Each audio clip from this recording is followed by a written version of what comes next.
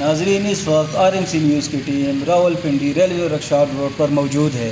اس road پر 2 girls college اور 2 girls school اور 1 boys school واقع ہے۔ یہاں پر ٹریفک جام رہتی ہے۔ ٹریفک پولیس تو اپنی ڈیوٹی احسن طریقے سے سر انجام دے رہے ہیں۔ خاص کر DSP صاحب کو ہم خراج تحسین پیش کرتے ہیں، کیونکہ یہاں پر ٹریفک پولیس ہر وقت موجود رہتی ہے۔ لیکن یہاں اعلیٰ حکومتی نمائندوں اور حکومت سے اہلیان علاقہ اپیل کرتے ہیں اس روڈ کو ڈبل کیا جائے۔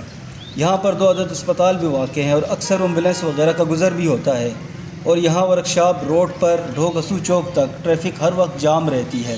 ہم سلوٹ کرتے ہیں ان ٹریفک پولیس اہلکاروں کو جو بچیوں کو روڈ کراس کرنے میں مدد فراہم کرتے ہیں، جس کی وجہ سے ٹریفک میں روانی بھی آتی ہے۔